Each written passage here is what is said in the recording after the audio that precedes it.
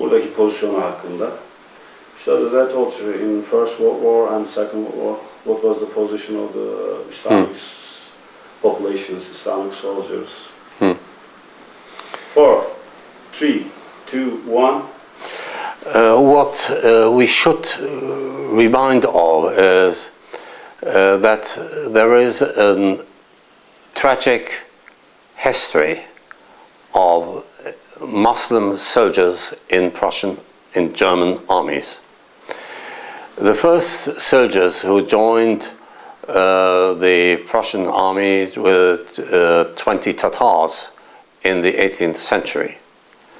Frederick the Great had 1,500 men on horse under his command, and these Bosnian riders had an imam of their own, the first Prussian Bosnian imam, Islamic imam in German armies. During the 19th century, we had a very good contact between the Ottoman Empire and the Ottoman Empire and the Prussian Kingdom, between Berlin and Istanbul. And since 1840, there were treaties and agreements for military assistance. Since then, we had Prussian officers and soldiers with the Ottoman army, among them General Field Marshal Moltke. During the First World War, all European armies fighting on the European continent had Muslim troops among their armies. And on the command of the General Staff and the Emperor, and the special relationships in the background to the Ottoman Empire, we had two camps of prisoner of war for Islamic Muslimic soldiers only in the near of Berlin. They had a mosque of their own, and they printed their own magazines.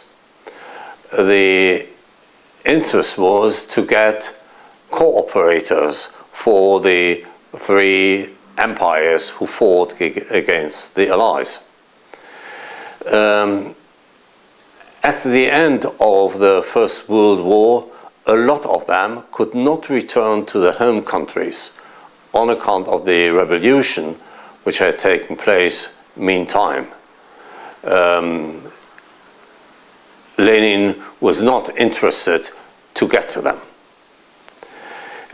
And the Muslims were not interested to get under his hard hand.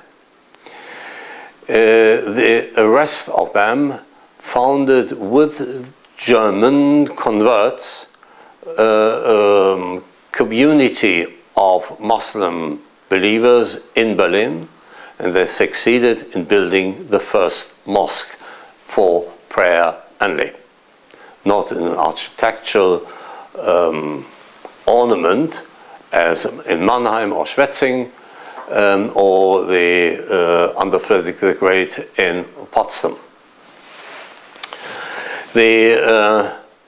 During the Second World War, a lot of Muslim soldiers joined all armies who fought against each other.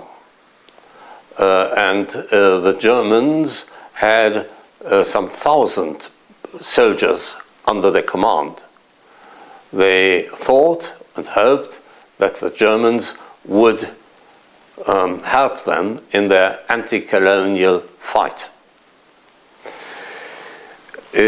What they did not know and learned at the end of the war, that in Tehran and Yalta, the Western Allies agreed to send all Muslim soldiers who came from states and provinces in the Soviet territory. They were to send them back to Stalin. And the rest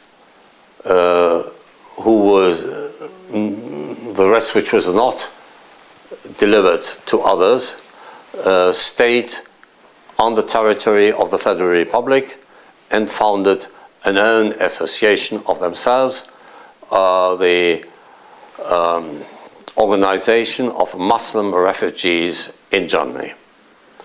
And they got a former army imam as head, and others joined them, 150,000 persons. A lot of them stayed in the Federal Republic of Germany. A few went off to Canada, New Zealand, Australia, or the US.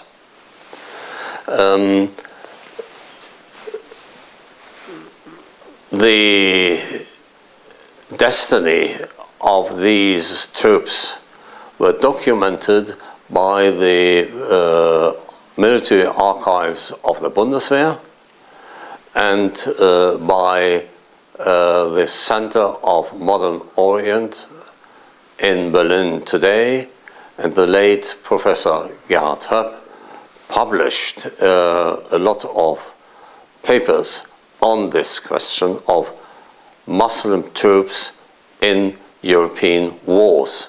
He organized with Professor Brigitte Reinwald 2 international conferences on this question, and they were very successful, and these conference papers were published in 2 books.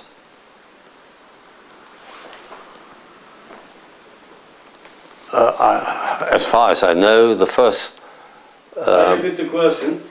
What's your opinion? What was the reason of First World War and Second World War? The First World War were caused by a European common error that one colonial power could be the supreme one in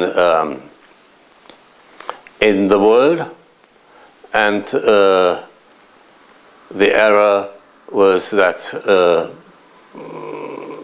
the Western allies could hinder the Central European powers to become the stronger ones.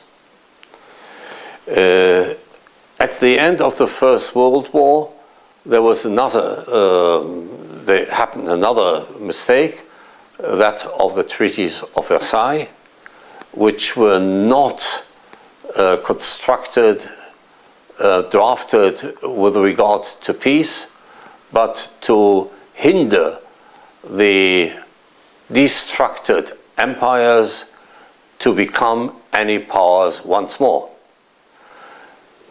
They humiliated the Central Powers in the way that these humiliations became the reasons for the next war, in combination with other factors. As you know, there was a very big cooperation between Ottomans and Germans during the First World War. Even, you know, the story of Goeben and Breslau, ships destroyers comes, and what do you think for this cooperation? I think that with regard to the knowledge I have, is that the First World War was caused by the error that the Europeans could manage the whole globe. Yeah. Do you know about Enver Pasha? Enver Pasha, and as far as I read, that Enver Pasha has a sympathisant of the Germans, so he pushed. Not only, there's someone. Well, I think Enver Pasha and his helpers. Could you say this?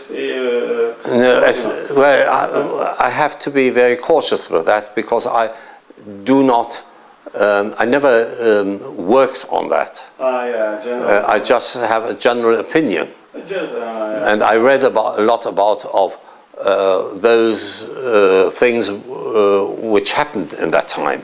I think that one of the reasons is that the Ottoman Empire could not solve the structural problems of their empire.